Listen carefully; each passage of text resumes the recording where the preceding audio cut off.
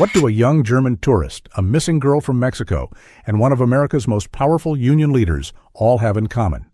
They all disappeared without a trace. Today we are discussing the 12 most disturbing unsolved disappearances that baffled FBI, and nobody can really explain what happened. Before we get into the cases, if you're new here, welcome to Puzzle X, where we dig into uncomfortable stories. Hit subscribe right now and turn on notifications, because what we cover here, you will not find it anywhere else. All right, let's get into it. Case number 1, Lars Mittank. A 28-year-old German man, Lars Mittank, traveled to Varna with friends for a holiday.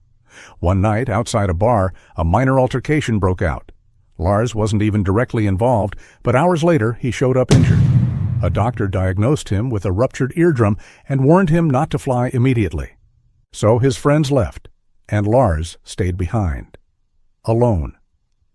That's when everything changed. He began sending disturbing, paranoid messages to his mother, saying he didn't feel safe. People were following him. Someone was trying to harm him. At one point, he told her, "They're trying to kill me." Then, mid-conversation, he whispered something about people nearby, and abruptly said, "I have to go." What happened next was caught on CCTV at Varna Airport. Lars enters the airport calmly. Minutes later, he suddenly runs toward a security guard, leans in, whispers something no one could hear, then drops all his belongings, turns, and sprints. Full speed, out of the terminal, over a fence, into a nearby field, and disappears. Police searched the area extensively. Forests, abandoned buildings, and coastline, but nothing was found. His belongings were recovered, including a wallet containing a strange detail, a note listing 4 unknown names. To this day, those names have never been explained, and after that, Lars Mittank was never seen again. Case number 2, Gabriela Rico Jimenez.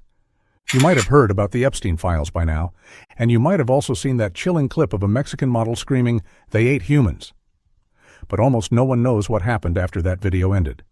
Many today believe that this model was linked to Epstein network, but nobody knows what the truth is. The model was thought to be crazy at that time. Let's go back to how it started. Gabriela Rico Jimenez, a 20-year-old model, appeared outside a hotel in Monterrey, Mexico, disheveled, terrified, completely incoherent. When police arrived, Gabriela was hysterical.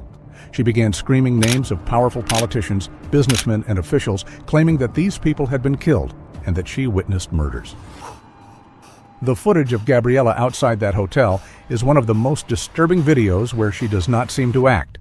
She was taken in for psychiatric evaluation. Her report said that she had mental breakdown. The case was then closed. But people who watched the footage weren't buying it. The names she screamed were real names, connected to real power in Mexico. Shortly after, she disappeared back into the system. Her story was buried. To this day, nobody has followed up on what she saw, what she claimed, or what really happened to her. Case number 3, Luc Brunel. Luc Brunel was a powerful French modeling agent and a close Epstein associate. When Epstein's empire started to collapse, Brunel vanished. In 2019, just before major arrests began, Brunel was reportedly spotted in Senegal. He was a ghost for over 2 years. Victims came forward with devastating accounts. Prosecutors on multiple continents wanted him. In December 2021, he was finally arrested at Charles de Gaulle Airport in Paris while trying to board a flight to Senegal. He was charged with rape and sexual assault of minors. Then, in February 2022, Luc Brunel was found dead in his cell at La Santé prison in Paris. The official verdict said that he did suicide by hanging. And here's the part that's impossible to ignore. Epstein died before he could testify. Now Brunel, the man who could have named the biggest names in the world, is also dead in his cell. The Epstein cell list is still not exposed completely, and the world keeps watching like nothing happened. Case number 4, Ryan Stuka. Ryan Stuka was 20 years old, living his dream at a ski resort in Sun Peaks. On February 16, 2018, he went out with friends, first a pub, then a small house party just minutes from home. at around 2:10 a.m. Ryan stood up, put on his shoes, and told his friends he was right behind them. They walked out. Ryan never did. He didn't show up for work the next morning, completely out of character. His phone went silent. No texts, no activity, nothing. Search teams flooded the area, dogs, drones, helicopters, but found no footprints, no trail, not a single trace. Police confirmed something chilling. There's no evidence he ever left the village that night. Investigators later said something unsettling, that Ryan could have entered a shed, vehicle, or building unnoticed and vanished. Online theories exploded: accident in deep snow, foul play, or someone picking him up in the dark. But the truth is colder than any theory. Ryan Stuka disappeared within minutes, in a place already searched. His parents believe answers are still within a very small radius of the party house. Case still remains open, but with no evidence of voluntary disappearance. Case number 5. Maura Murray. This case, Maura Murray. If you haven't heard this name, you are about to. It is one of the most researched, most discussed, most heartbreaking disappearances in American history, and it is completely unsolved. Maura was a 21-year-old nursing student at the University of Massachusetts Amherst. On February 9, 2004, she sent an email to her professors and work saying she would be away for a week due to a family emergency. No emergency existed. She withdrew cash. She drove north into New Hampshire. En route 112, she crashed her car into a snowbank. A passing school bus driver stopped, offered help, and said he'd call police. Maura told him not to bother, that she'd already called. She had not. When police arrived, less than 10 minutes later, Maura was gone. No footprints clearly traced, no sign of where she went, in sub-zero winter temperatures. The searches were massive. The theories multiplied: foul play, voluntary disappearance, accident in the woods.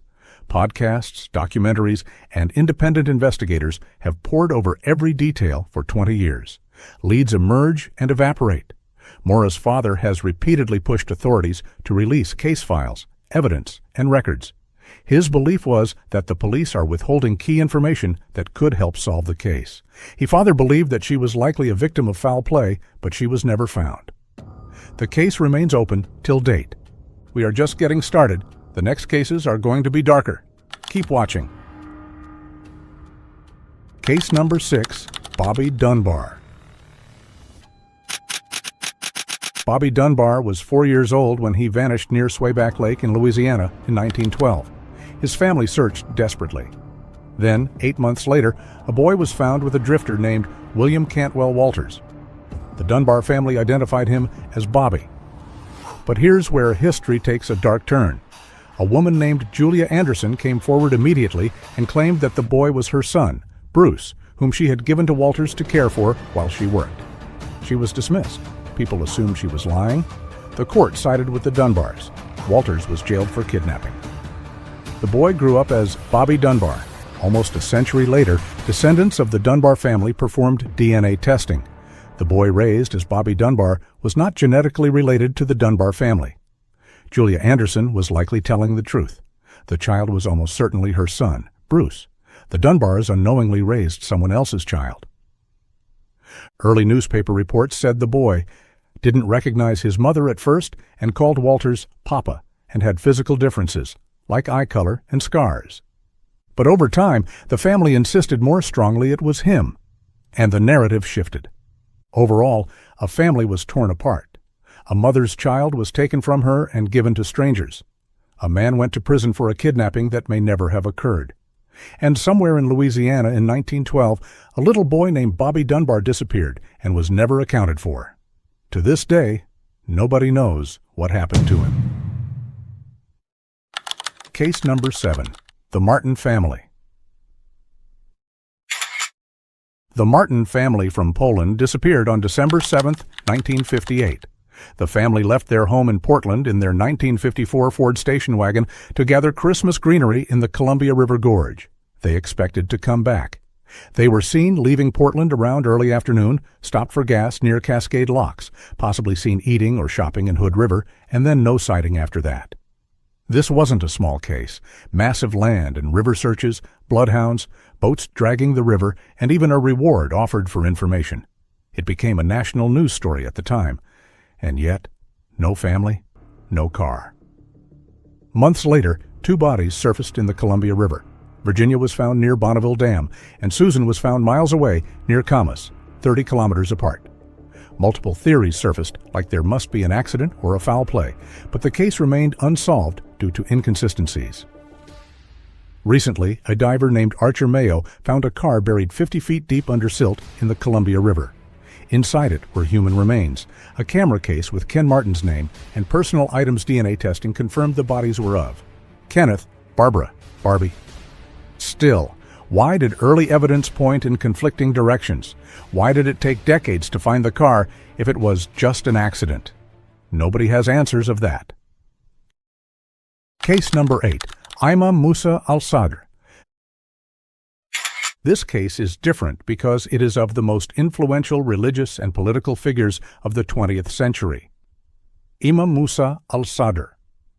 Imam Musa Al-Sadr, the founder of the Amal movement in Lebanon, was a beloved Shia Muslim cleric who commanded respect across religious lines. In August 1978, he traveled to Libya with 2 companions for meetings with Muammar Gaddafi's government. He was never seen again. Libya initially claimed he had left for Italy. Italian authorities confirmed he never arrived. His 2 companions also vanished. No bodies were ever found. The Libyan government under Gaddafi was widely accused of responsibility. After Gaddafi's death in 2011, Libya acknowledged Al-Sadr had disappeared on their soil, but offered no further answers. Lebanon formally charged Gaddafi's son Saif al-Islam with involvement. To this day, Musa al-Sadr's fate is unknown, but his legacy in Lebanon and across the Shia world remains immense. Case number 09. Elisa Lam. Elisa was a 21-year-old Canadian student traveling solo through California in January 2013. She was staying at the Cecil Hotel in downtown Los Angeles, a hotel with one of the darkest histories of any building in America. On February 1, 2013, the LAPD released elevator footage that would become one of the most analyzed, most disturbing clips in Internet history. In the footage, Elisa behaves erratically. She hides in the elevator corner. She appears to be talking to, or at, someone who is not there. Her fingers move in strange ways. The elevator doors, which should close automatically, do not. And then she walks off camera. The doors close behind her. 19 days later, guests at the hotel complained about the water. A maintenance worker climbed to the rooftop water tank and found Elisa's body. She was naked. Her clothes and belongings were floating nearby. The tank was sealed with a heavy, difficult-to-operate hatch. The coroner ruled it accidental drowning, citing her history of bipolar disorder. No signs of assault. No third-party DNA.